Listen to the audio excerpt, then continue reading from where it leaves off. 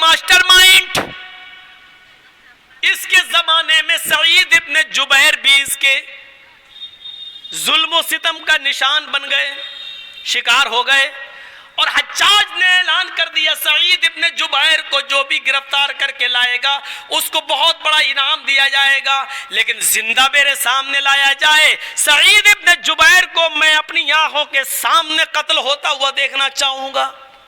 سعید ابن جبیر بڑے چالاک تھے, بھاگتے پھر رہے تھے, رات میں ہی سفر کرتے تھے اور کسی طریقے سے حجاج کے ایریے سے, اس کے حکومت کے دائرے سے باہر نکلنا چاہتے تھے, اور حجاج کی پولیس ان کو پکڑ نہیں پا رہی تھی. ایک دن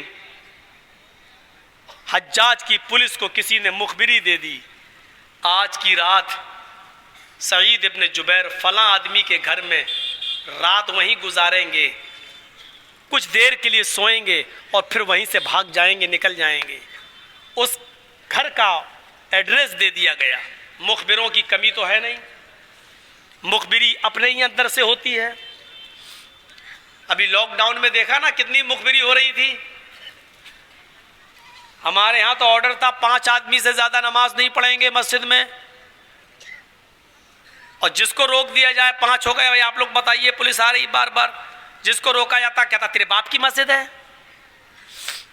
ویسے چیختے رہو نماز پڑھو تو کوئی نہیں پڑھ رہا تھا. لاک ڈاؤن میں جب پابندی لگ گئی تو سب چاہ رہے تھے ہم مسجد میں گھس جائیں, اور جس کو نماز نہیں پڑھنے دیا جا رہا وہی مخبری کر رہا, دیکھو صاحب وہاں فلاں مسجد میں اتنے لوگ نماز پڑھ رہے ہیں. اس گھر کو آگ لگ گئی گھر کے چراغ سے. سعید ابن جبیر کی مخبری کر دی گئی, اور رات کے اندھیرے کا موقع اٹھا کر حجاج ابن یوسف کے 2 پولیس والے اس گھر پہ چھاپا مارتے ہیں اور سعید ابن جبیر پکڑے جاتے ہیں. سعید ابن جبیر نے بھاگنے کی کوشش نہیں کی, گرفتار کر لیے گئے. بڑا دلچسپ واقعہ, سعید ابن جبیر کو حجاج ابن یوسف کے پاس لایا جانے لگا, لیکن سعید ابن جبیر اتنی دور ہے حجاج سے کہ ان کو حجاج کے پاس لے جانے میں 8-10 دن لگیں گے. گھوڑے پر یا اونٹ پر سفر کرو تو 8 سے 10 دن لگ جائیں گے, اتنی دور وہ نکل چکے تھے. پہلا دن ہوا, نماز کے وقت میں وہ نماز پڑھتے تھے اور وہ سمجھ گئے تھے اب حجاج ابن یوسف مجھے قتل کروا دے گا, اس لیے وہ سفر میں بھی روزہ رکھتے تھے. پولیس والے ان کو پورا موقع دیتے تھے, وہ روزے کے لیے سحری کرتے تھے, شام کو افطار کرتے تھے, نماز کے وقت نماز پڑھتے تھے, اور جو بھی محلے اور گاؤں والے راستے سے گزرتے وقت سعید ابن جبیر کو کھانا لا لا کے دیتے تھے, وہ ان پولیس والوں کو بھی کھانا کھلاتے تھے. 2-3 دن کا سفر ان پولیس والوں کے ساتھ اتنا اچھا گزرا کہ ان پولیس والوں کے دل میں رحم آ گیا, سعید ابن جبیر تو بہت نیک انسان ہے یار, اور حجاج کے پاس اگر میں ان کو لے گیا تو حجاج ان کو قتل کر دے گا, اس لیے کیا کیا جائے, بیچارہ ایک نیک آدمی مارا جائے گا, ایک شریف آدمی مارا جائے گا. ان دونوں پولیس والوں نے صلاح کی اور سعید ابن جبیر سے کہا آئے سعید, ہم مشورہ دیتے ہیں تمہیں کہ تم یہاں سے بھاگ جاؤ, ہم تمہیں چھوڑ دیتے ہیں. اگر ہم دونوں پولیس والوں نے تمہیں حجاج کے پاس پیش کر دیا تو حجاج تمہاری گردن کٹوا دے گا, یہ تو طے ہے. سعید ابن جبیر نے کہا ہاں یہ تو طے ہے, وہ ہمیں مروا دے گا, قتل کر دے گا. تو ایسا کرو, ہم تمہیں چھوڑ دے رہے ہیں, رات کا فائدہ اٹھا کر تم بھاگو, 2-3 دن میں تم اس ملک کو چھوڑ دو گے, اپنے آپ کو بچانا, جاؤ میں نے تمہیں چھوڑ دیا. اور حجاج ابن یوسف اگر ہم سے پوچھے گا تو ہم یہ کہہ دیں گے کہ ہمیں سعید ابن جبیر ملے ہی نہیں ہیں, بہت ڈھونڈا ہمارے ہاتھ ہی نہیں لگے. سعید ابن جبیر نے کہا شکریہ آپ کا, جزاک اللہ, آپ نے بہت بڑی بات کہہ دی ہے, چلو ٹھیک ہے, اچھا کر رہے ہو تم میرے ساتھ, میرے بیوی بچے ہیں, مجھے قتل کر دیا جائے گا حالانکہ میں نے کوئی گناہ نہیں کیا ہے. سعید ابن جبیر نے پولیس والوں کی بات مانی اور وہاں سے چل دیے. صرف 1 میل یا 2 میل دور گئے ہوں گے سعید ابن جبیر, وہیں پر وہ 2 رکعت نماز پڑھنے لگے کہ دعا مانگوں کچھ.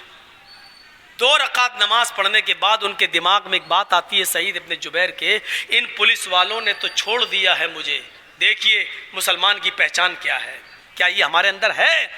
سعید نے تو پولیس والوں نے تو مجھے چھوڑ دیا ہے، اور حجاج سے وہ کہہ دیں گے کہ مجھے سعید ابن جبیر نہیں ملا، لیکن جس مخبر نے میری مخبری کی تھی اور ان دونوں پولیس والوں نے مخبر کے کہنے پر مجھے جس گھر سے پکڑا تھا، اس مخبر کو تو معلوم ہی ہے کہ مجھے ان دونوں پولیس والوں نے پکڑا ہے۔ اگر اس مخبر نے کبھی حجاج ابن یوسف سے یہ کہہ دیا کہ ان دونوں پولیس والوں نے تو سعید کو پکڑ لیا تھا، پھر راستے میں کیسے چھوڑ دیا، تو میں تو بچ جاؤں گا، لیکن سعید ابن جبیر کے بچ جانے کے بعد ان دونوں پولیس والوں کی مخبری اگر ہو گئی اور حجاج کو پتا چل گیا کہ ان لوگوں نے پکڑنے کے بعد اس پر رحم کھا کر اس کو چھوڑ دیا، تو حجاج پھر ان دونوں کو قتل کر دے گا، حجاج ان دونوں کو مروا دے گا۔